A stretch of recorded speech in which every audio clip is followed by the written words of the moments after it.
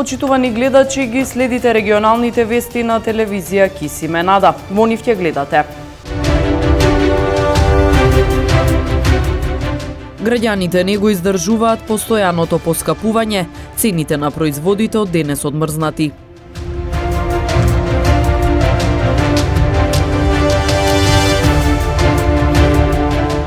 Намален е бројот на ново заразени и починати лица од COVID-19, стои во новиот извештај на Институтот за јавно здравје.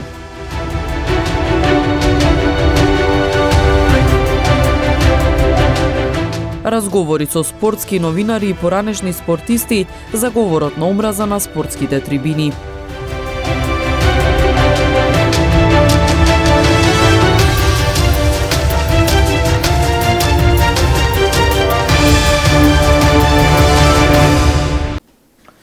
Ограничени маржи наместо замрзнати цени на основните прехранбени производи. Граѓаните велат дека не можат да го издржат постојаното поскапување, затоа што и животниот стандард во земјава е низок. Денеска стапи на сила одлуката за одредување највисоки трговски маржи на продажните цени на основните прехранбени производи. Со одлуката на владата се определува највисоката трговска маржа да изнесува до 5% на продажната цена пресметана во трговијата на големо, односно до 10% на продажната цена во трговијата на мало, кај лебот, шеќерот, солта, брашното тип 400, суровото сончогледово масло и сончогледово масло за јадење, трајното млеко со масленост 2,8, 3,2 и 3,5%, свежото месо и сувомеснати производи, сирење и урда, ориз, јајца, тестенини, пченица и овошје и зеленчук. Истовремено престанува да важи претходната одлука за замрзнување на цените на основните прехранбени производи. Граѓаните кои ги анкетиравме велат дека нема да го издржат постојаното покачување на цените на производите. Може ли да се издржи од први до први? Не може да се издржи. Никако, ич. Не може. Не може никако. Еве од денес се одмрзнуваат цените, треба ли да се одмрзнат? Не. Не би требало да ги одмрзнат. Треба да продолжа барем до 6 месец. Нормално тоа што е неопходно, треба да се допират. Иначе не е во ред со овој стандард што го имаме. Да имаме такви цени. Цените нагла идат. Пати нема, работа нема, млади нема, побегува свите. Сега Бог ни е на помош, никој друг. Па не може баш, ама со помош на 2 плати, 3, сега деца кои како работа, ако се сами. Не веруjem. Тешко, мамо. Со ова поскапување, Бога ми, не знам. Ова секој месец само тие ги покачува цените. За мене не е проблем, ама за другите што имат семејство со 5 члена, со 250 и сеја викат го покачиле. Како го покачиле тоа со 3000 покачување. А цените дупло. Ја не знам, Бога ми, ама ваќе нема да издржи многу. Доколку трговците не се придржуваат до одлуката за трговски маржи согласно Законот за трговија, ќе следуваат глоби. Во наредниот период, според најавите од надлежните, Државниот пазарен инспекторат ќе излезе на терен со засилени контроли, а граѓаните кои ќе утврдат зголемување на цените на основните прехранбени производи можат да пријават на бесплатниот број 191 на Државниот пазарен инспекторат.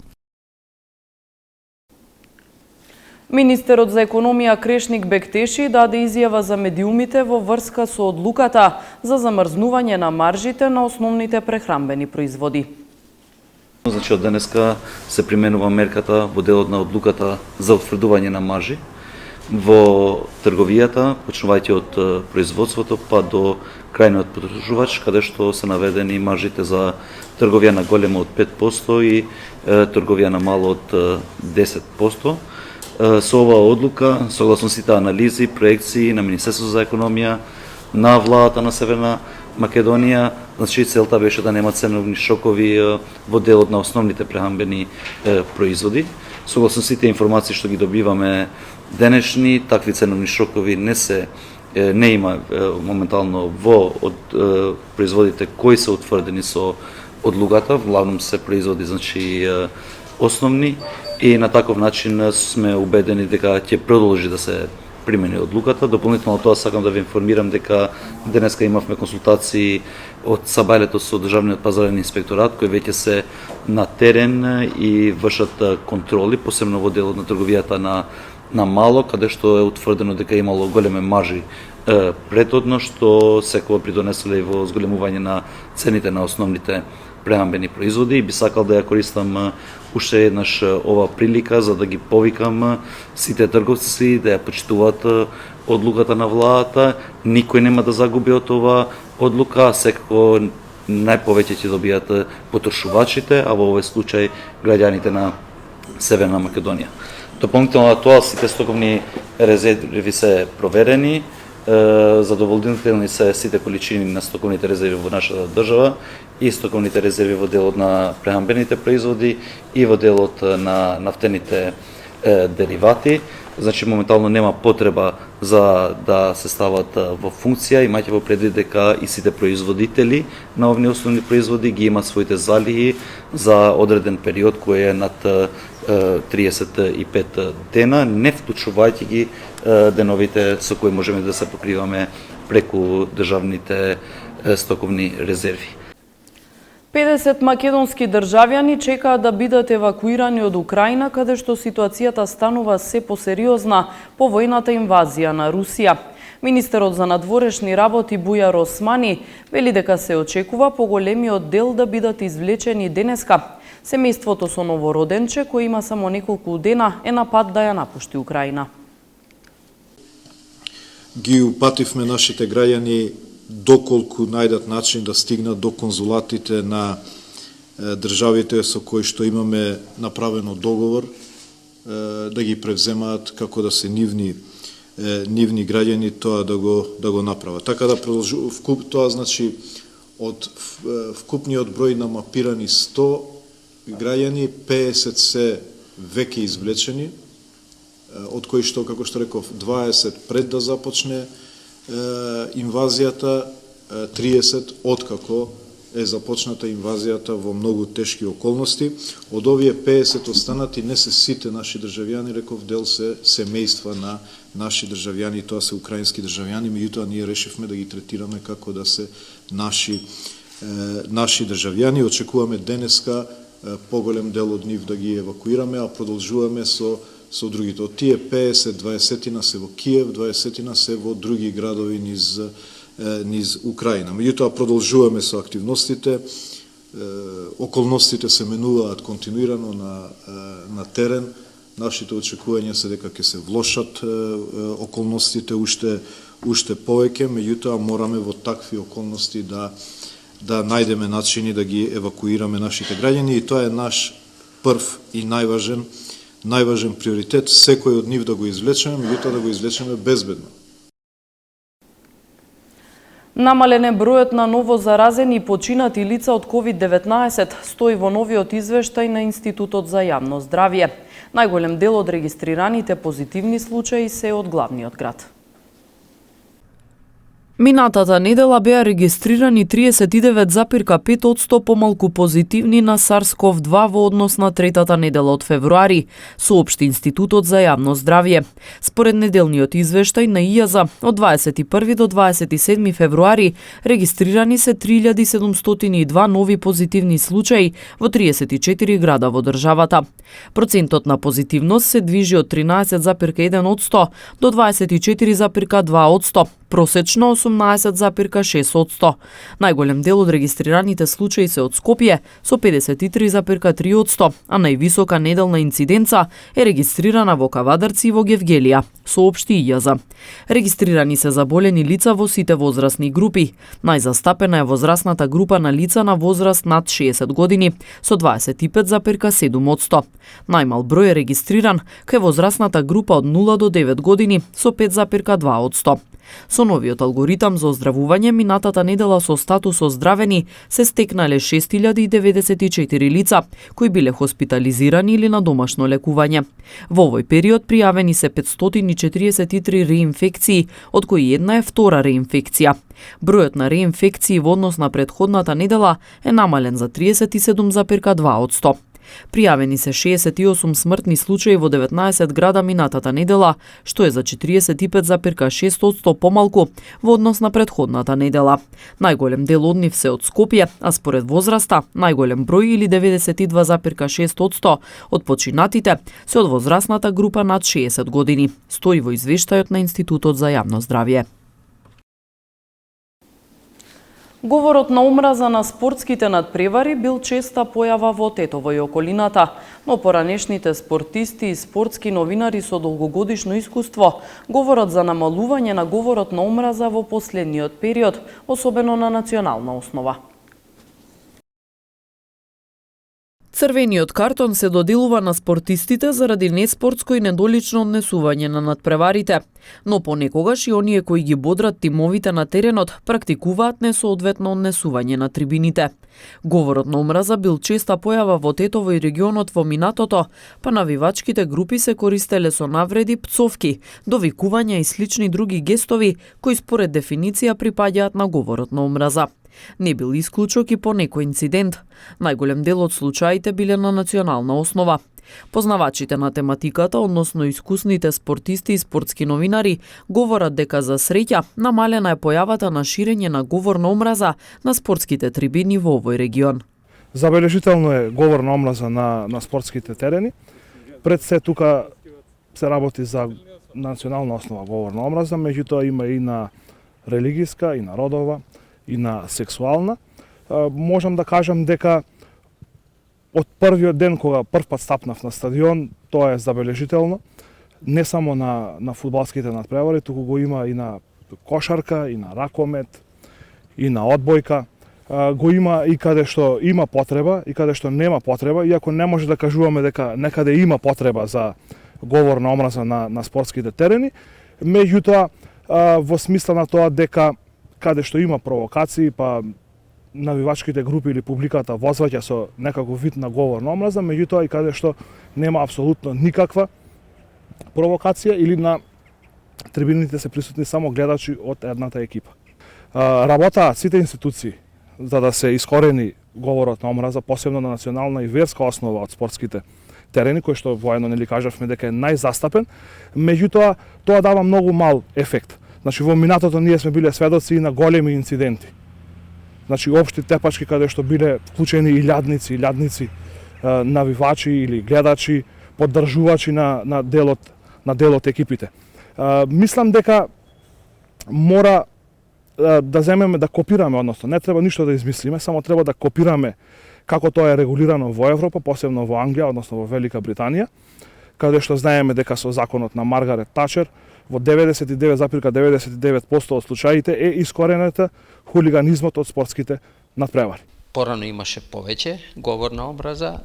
Ние знаеме по стадионите во Скопје, Тетово, Битола, Прилеп, овие се главните 4 градови што навистина имаше повеќе публика, а кај има повеќе публика има и повеќе псовки и така дали и така дали.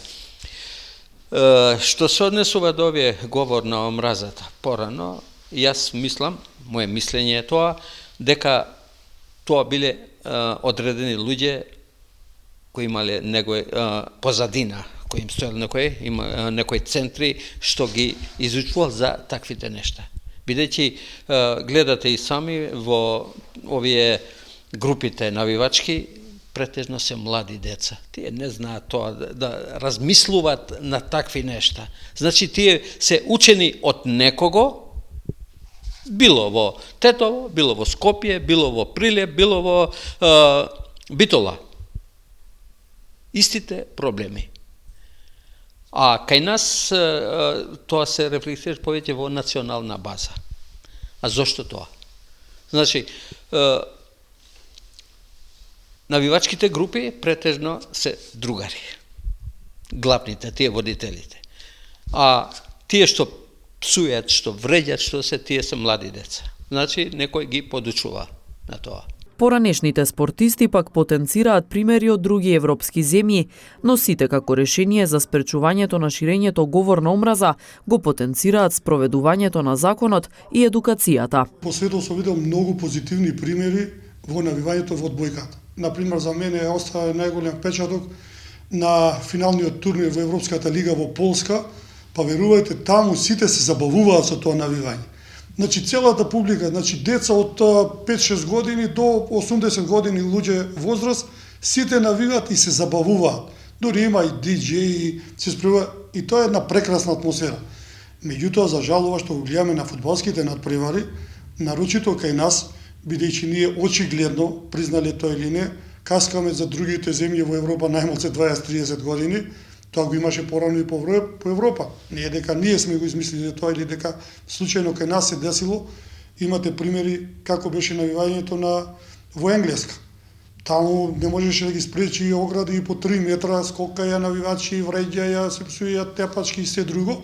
Меѓутоа, гледате сега како е таму. Сега воопшто нема ограда, до самата аутлинија стојат навијачите и нема никаков проблем. Јас уште еднаш би апелирал до сите навивачи, ако искрено го сакаат својот клуб, најголема поддршка ќе му биде само со позитивно навивање. Со негативно навивање ништо не се добива. И нивните играчи ги прават нервози, и нивните играчи влагаат во некој друг елемент, не во спортски. Заклучокот на сите е дека спортот е дисциплина која ги потенцира вистинските вредности, чија цел е да зближува, а не да разделува, преку поттикнување на здравието и одржување на здравиот и тимски дух кај луѓето. Следува полицискиот билтен за случувањата во последните 24 часа на подрачјето на секторот за внатрешни работи Тетово. Вчера вечер околу 23 часот и 20 минути во близина на бензинска пумпа во Тетовски Лешок, полициски службеници лишиле од слобода 18-годишникот Тетовско Нераште, затоа што при негов и преглед на возилото што го управувал со тетовски регистарски ознаки, а во кое се превезувале и двајца 19-годишници од истото село, му била пронајдена марихуана. Тој е задржан во полициската станица Тетово и по документирање на случајот ќе му биде изготвен соодветен поднесок. Полициски службеници пак вчера околу 13 часот и 45 минути во близина на така наречената Брвеничка кривина во Тетово привеле 24-годишникот Тетовски Челопек, затоа што кај него бил пронајден нож. Се расчистува и документира случајот и против него ќе следува поднесок во Законот за оружје. Вчера околу 12 часот и 20 минути на улица Браќа Миладинови во Тетово, лишен од слобода бил 54 годишен тетовец поради сомнение дека дента помеѓу 9 часот и 12 часот измамил 26 годишникот Тетовско Седларево, од кого наводно сакал да купи возило, пошто со друг изговор му побарал и добил известна сума пари. Се расчистува и документира и овој случај, на него ќе му биде изготвен поднесок по член 247 од Кривичниот законник. Полициски службеници вчера околу 9 часот во гостиварско Чегране лишиле од слобода 21 годишник од ова село, поради сомнение дека претходниот ден во Гостивар извршил тешка кражба на дрзок начин и од такси возач одзел известна сума пари. Тој е задржан во полициската станица Гостивар и против него ќе следува поднесок. Вчера пак во 10 часот на булевар Гоце Делчев во Гостивар приведен бил 38 годишен гостиварец кој претходно го нарушил јавниот трети мир и се обидел физички да нападне друго лице поради недоразбирање околу паркирање на неговото патничко моторно возило со странски регистарски ознаки. По документирање на случајот на него ќе му биде изготвен поднесок по член 4 од Законот за прекршоци против јавниот трети мир.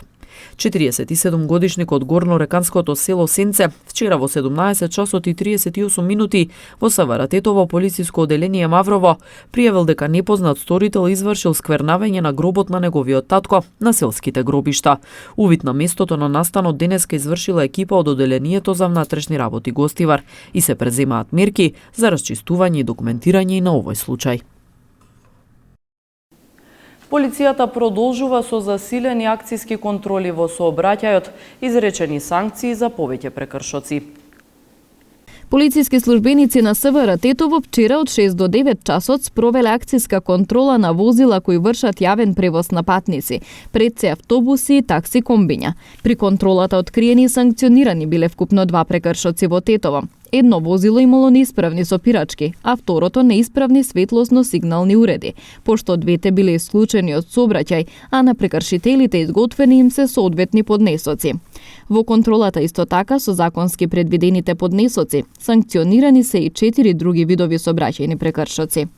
Вчера на подрачјето на СВР Тетово од 14 до 18 часот исто така спроведена и засилена контрола за прекршоци што ги чинат пешаците, во рамките на која вкупно санкционирани се 19 прекршоци. Најголемиот број од прекршоците се однесувале на преминување надвор од обележани пешачки премини, односно 13. На прекршителите изготвени им се поднесоци, а санкционирани биле и 6 други видови сообраќајни прекршоци.